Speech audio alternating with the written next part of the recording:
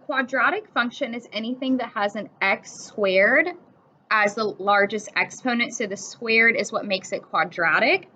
Quadratic shapes are usually a U shape, and that has a formal name of a parabola. Okay, so that is what we're working with, quadratics, things that have an x to the second exponent and they are U-shaped, and the formal term is parabola or parabolic. So the first thing we're going to talk about is domain and range, which are two things that you guys actually already know, and how to read a graph for domain is looking at it from the x-axis. Now, really quickly, for the sake of today's notes, all of these are going to have arrows at the end of them. Just the graph we chose didn't quite have arrows at the end, but just know that these will go on for forever. So domain is the interval of x values. Remember, we always want to read it from left to right. So we're going to start on the left-hand side, and we're going to ask ourselves, how far does my graph go to the left?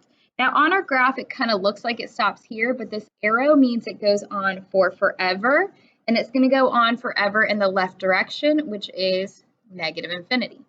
So this goes from negative infinity, and then we ask ourselves the same question on the right. So it's going to the right for forever because of the arrow, which means it goes on to infinity as well. Now, lucky for us with quadratics, it's the same no matter what. So if we look at this one, the inverted shape, it is negative infinity to infinity as well. And so this will be true for all of our quadratics. Domain will always be negative infinity to infinity, or all real numbers. Remember, you can use that R symbol as well. Now, range is not the same every time. We do have to calculate it kind of like just exponentials. So my range is the y value, so we're going to look at the y-axis. So we're going to go from bottom, the lowest value, to the top to read our graph. So in this first one, our graph that's facing up, the lowest value it goes to here is -1, and the highest it goes to is infinity. So our y's are all the values greater than or equal to -1, because it bottoms out at -1, goes all the way up to infinity, so all y's above negative infinity. Now, it's important you make sure you include the equal to as part of this because our graph is going through the -1 value, so it's included, which means we include it in our symbol as well. Same concept here, we're looking at our y values. So we're kind of looking bottom to top. The bottom's going on to infinity, so what we're looking at is everything below a certain value for this one. So if I look at the top right here, my y's stop at 0 at the top and they go down for forever. So that means all of my y's are located below 0. And it's important to remember that they're also going through 0, which means it is equaling 0 as well. So in short, you're basically looking, am I above or am I below? Am I going up or am I going down? And that's the shape of your symbol. And then whatever number is topping out or bottoming out. All right, axis of symmetry. This is the new one. The axis of symmetry is a line that splits the graph into two symmetric halves. So remember, symmetric means the same on each side. So what we can see here is that this shape, it goes down and then it comes right back up at the same rate. And so what we do is we draw this line down the middle, and it's a vertical line, and we ask ourselves, what value is it running through? So right here, it's running through the value 0. And so our equation is x equals 0. So remember, x equals is a vertical line, and it's the line splitting it into two perfect halves, two symmetric halves. Same idea for this one. We have our vertical line, and we usually use this dashed line to represent the axis of symmetry. It's splitting it down the middle, and we just ask ourselves, what value is it at? So it's running through the value of 1 on our x-axis, and so we write x equals 1. So that is our axis of symmetry, what's splitting our graph into two parts. Now, really quickly, sometimes you will see this abbreviated AOS, axis of symmetry. So if you see that, axis of symmetry. Next is the vertex. The vertex is the highest or lowest point on a quadratic. Now, when we say point, remember that's going to be xy. So we want to read the xy coordinate. Okay. Another way of thinking of it is where we change direction on our graph. So for example, here our graph is going down and then it kind of bottoms out and turns right back around and comes up. This point of the change of direction, or the lowest point of our graph, this is called the vertex. And this is going to be at the point 0, -1. And so that's how we would answer it, just listing the point.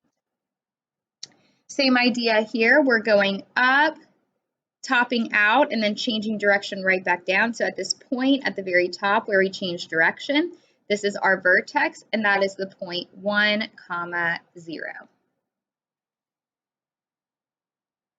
All right, so next we have maximum or minimum. Now I'm going to put the word or here because you can only have one or the other with a parabola or a quadratic, and it just depends on the way it's facing. So for example, the maximum is the highest point of the quadratic equation. If I look at this graph here, so remember these all have arrows at the end, this is going up for forever, so there actually is no maximum point because it goes for infinity. So you can only have a maximum when your graph is facing down, which is what it says right here. So our maximum is kind of, you know, like the vertex, but we're just giving it a different name here. It's the highest point. Okay. And when we're writing the maximum, we don't write the coordinate, so we're not calling it the vertex. We're saying we have a max of, and then whatever the highest point is. So here, the highest point my graph is going to is 0. So we have a max of 0. Minimum, same idea as the lowest point. So for this first one, because we're changing direction at the bottom, we do have a lowest point right here. So since it's the lowest, we say we have a minimum of -1. And then over here, this is kind of like the same idea. Because these are going down for forever, you cannot have a minimum because it's going down to -infinity. So no minimum. So max and min, you're always picking which one you have. You can either have a maximum or you can have a minimum with your graph. All right, almost done with the definitions. Okay, so interval of increase. This is going to be, these two are going to be the hardest ones we look at so far. So the first thing that I want to emphasize is that these are based on the variable x. We're thinking about the x-axis the whole time when we're looking at these and talking about the increase or decreasing. So basically what you're going to do is trace your graph from left to right, and we're going to highlight the increasing side. So if I start from the left, this is clearly going down, but then I hit my change of direction, and then this side is increasing from left to right. So this is going to be labeled my increasing side. Same idea over here. I'm going to start at the left, and when I start tracing, we realize we're increasing all the way up to here, but then when I change direction, the vertex, change of direction, I start going down, so this is not the increasing side. Only this is the increasing side. Now, what do we do with this? Okay, we are going to write an interval of increase, and basically what we're going to say is, where does my increasing interval start? Where does it end? So my increasing interval, it starts right here at the change of direction, and that is at the point 0, okay? And then it's going on to the right. Now remember, I'm increasing as I move to the right, and I'm increasing for forever. So it's increasing from 0 all the way to infinity. So my interval of increase is all of the x's greater than 0, so to the right of 0. So one thing I want to point out, we learned this earlier in the year, your arrow should always match the direction it's going. So see how my interval matching my arrow, so x is greater than 0. Same idea here, my interval of increase. I'm increasing all the way from -infinity, the left-hand side. Remember, this goes on for forever, so this is -infinity, and my increase stops here at the number 1. Okay, so all my increase is on the left-hand side, right? look at your symbol, my increase is happening from all the x's less than 1. So all the x's on the left-hand side, the ones less than 1 are causing my increase. Over here, all the x's to the right of 0 or greater than 0 are causing my increase. Like I said, this is going to be the one that takes a little bit of practice to get used to. So again, we're basing it on the variable x. We're reading the x-axis for increase, decrease. So decrease, same idea. We trace from left to right. So on the left-hand side, we're going down, change direction, it's increasing. On this side, we start off increasing, and then once we hit the top, then we start decreasing. So these are my decrease intervals. Okay. So the question is, what am I decreasing over? What x values? Well, I'm starting on this left-hand side. So basically, from negative infinity to 0, I'm decreasing. So this way is my decrease, right? All this left-hand side. So all of the x's that are less than 0. So remember, this should match the same symbol of the direction that it's decreasing. Same idea here, we're decreasing to the right. So from 1, the number 1 to infinity to the right-hand side. So all the x's to the right that are greater than 1 are causing the decrease. So again, arrows match the direction of decrease. All right, last one is in behavior. Now we have done this before with our exponentials. This one is not new. So remember, the phrasing is as x approaches negative infinity, the question is, what is your y doing? As x approaches positive infinity, what are your y's doing? Now this one is actually going to be a lot easier for us because if you look at the ends of your graph, they're actually going in the same direction. So you're really asking, am I going up or am I going down? Because on the left-hand side, as we go negative infinity, we're going up to positive infinity. As we move to the right-hand side, positive infinity, we're also going up to infinity. So it's kind of cool with quadratics. It's just which direction are my ends going. They're both going to be going the same way, so we get the same answer. Same idea here. As x approaches negative infinity, where is y going? As x approaches positive infinity, where is y going? Right? So if I look at my graph on the left-hand side, we're going down to negative infinity. And on the right-hand side, if you look at that, we're also going down to negative infinity. So again, these values, your end behaviors, the ends are both going the same way, so it should be the same answer every time. Okay, so now we're going to do this all together for one problem. So for example 1, domain, all the x values. So remember, that's where we start on the left-hand side to where we go on the right-hand side. This is going to be the same every time, negative infinity to infinity, or your all real number symbol. Now range is a little bit different. Okay, so range, we actually don't go up for forever. If you look at the graph, the highest we go to is right here at the value 2. So for range, all my y's are below, they're going down, right? So they're below or equal to 2. Remember, it's equal to because we're running through it.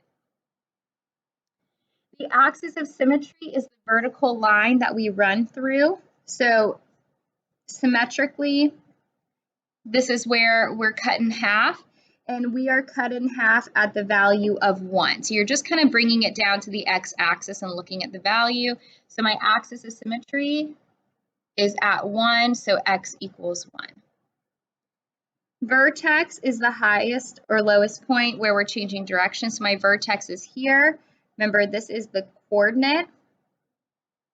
So it's at the coordinate 1, 2. Now, max or min, so remember this is an option. So here we would have a max because it's at the top. At the bottom, we cannot have a minimum. So we have a max of 2, our highest point. And then this is going to be the hard part, the increase, decrease, okay? So first thing is you want to label your side. And we start by reading our graph left to right. So I start at the left and I realize I'm going up to start. So this is going to be my increase side. And then I change direction and I start to go down. So this is my decrease side. And the change of direction, a lot of these numbers are going to be reused. You see them all over. We have 1s and 2s everywhere, right? So my change of direction is happening at the value 1. So it's going to be based on 1. So here, my increase side is to the left of 1. So my increase side is all the x's less than 1. My decrease side is to the right of 1. And so all my x's greater than 1. And as a reminder, the arrows should match the symbol, right? This greater than to the right, less than to the left. And there's alliteration there too. Less and left, greater and right. And then the last thing we have is in behavior. It's asking where are we going to at the end. So at the ends, they're going down to negative infinity. So it doesn't matter which side, they're both going down to negative infinity. Okay, so one more example, domain, negative infinity to infinity. It's the same answer every time because of the arrows.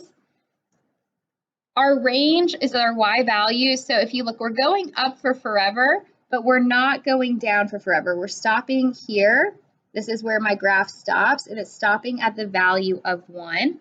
So all my y's are above, greater than or equal to 1. Axis of symmetry, just think, where am I symmetric? So we draw that vertical line, and that is at the value of 4, right? So we're running through at 4. It's the x value, so x equals 4. Vertex is the point where we change direction, so that's going to be right here. This is my vertex, and we read the coordinate.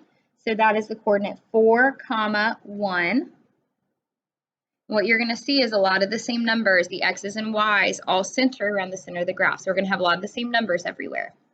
Max or min, for this one, I can't have a max because of the arrows. So all I can have is a min where we're bottoming out.